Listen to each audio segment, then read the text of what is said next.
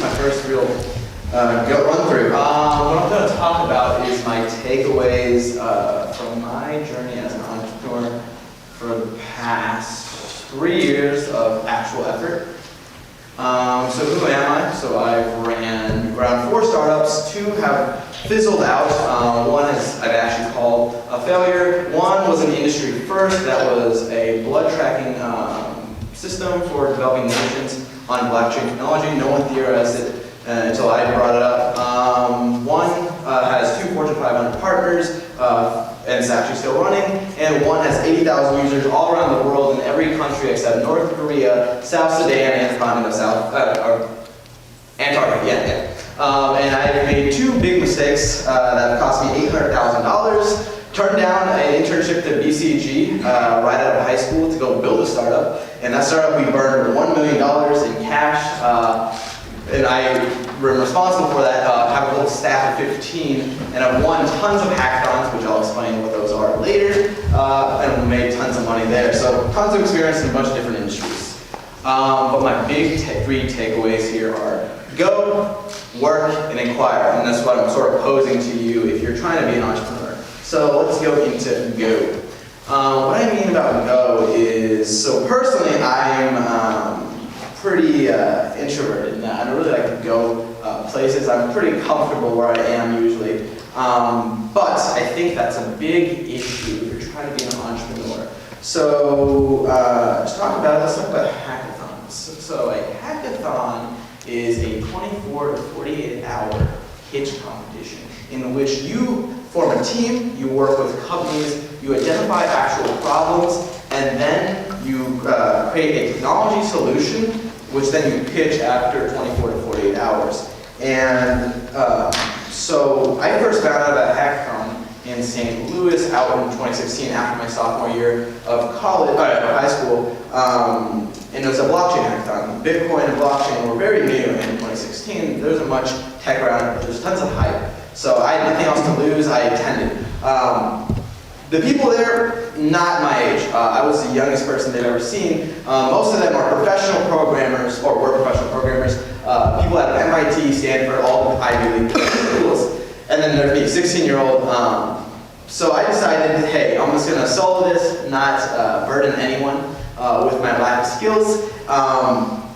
And I ended up creating blockchain. Won $2,500 in crypto back in 2016. You can do the math of what that's worth now. But what that taught me was I should go to these events. But after that, I was still kind of introverted. But I soon realized that if you're introverted, that's a fancy way of saying you're lazy. Because you're comfortable with where you are, and to be entrepreneurial, you always have to be pushing. It's like a marathon, and you're in front, and all the big companies that want to kill you, like the little squirrel you are running behind you. So you always have to be looking for new opportunities, and you should never stop. So yeah, that's why I really recommend you do hackathons. And another reason I recommend you do these competitions, find them and attend them, is it stimulates a startup in that you, again, identify the idea, you work with actual companies, ask them what their problems are and how you can come up with a solution, and you build that solution. But while you're doing that, you find sort of the right people. And the more and more you do it, you find the people that shouldn't be on your team. So I've sort of developed the ability of talking with people and understanding, are they going to be committed to this project? Do they bring the right skills to the table? And do I think they're actually going to be someone that I can work with long term? And in 24 hours, if I hate talking to them, if I really want to escape, then I will never partner with them. And that's why I really recommend you guys attend these type of events. You can find the people that may not be within this university, within the Cornell school. You can find people that you somehow work well with, that you mesh with, and you can make the next startup. So that's why I recommend it. Now on to work. You can already know that entrepreneurship requires lots and lots and lots of work. So the one thing I'm going to begin with is saying that your degree doesn't matter, in that there's so many people that got a degree and they're working in a completely different industry. A good example of this was actually is one of my co-founders at one of the companies I work at. went to high school, he dropped out, and then he went to college, and then he dropped out again, and then he ended up getting his MD. Now he's a doctor that runs a cryptocurrency company. That kind of tells you it really doesn't matter what your degree is, and that you shouldn't be like, you shouldn't enclose your mind to your degree in that. You shouldn't think that I'm in the business school or I'm in the school of engineering and I'm in a professional organization alongside it, and that's going to yield a job in the future. That's how you end up getting replaced by automation. You need to diversify, I feel. Understand a bunch of different industries. Around campus, you have professors who are doing research in, for example, nanopore technology that really can't sell this technology because they're researchers and all they want to do is research. That's a perfect opportunity where you can apply business skills, go to them and help them sell their product. If they don't want to help you, steal their idea and run with it. Because that's, in the end, it's the people that can pull that off that really will survive.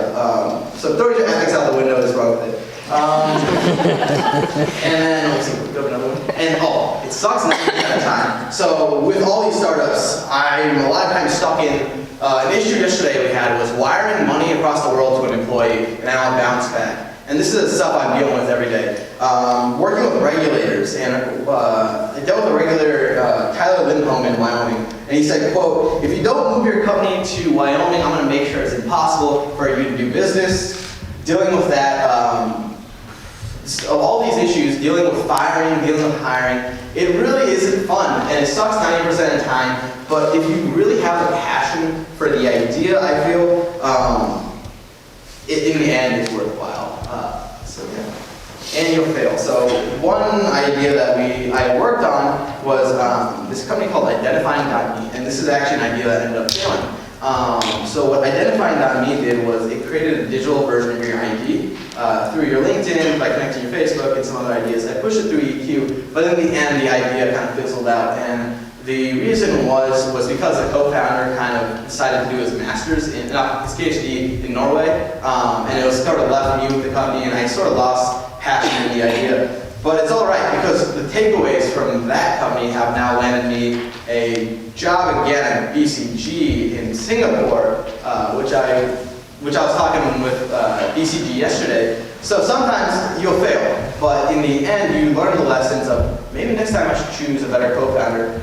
Next time I should change the way I approach this business, choose a different industry, whatever. But you learn from your failure, which is a big thing in entrepreneurship. So if you fail once, don't worry about it. It literally is part of the process. If you're not failing, you're doing something wrong. Or you just hit it lucky for your first time.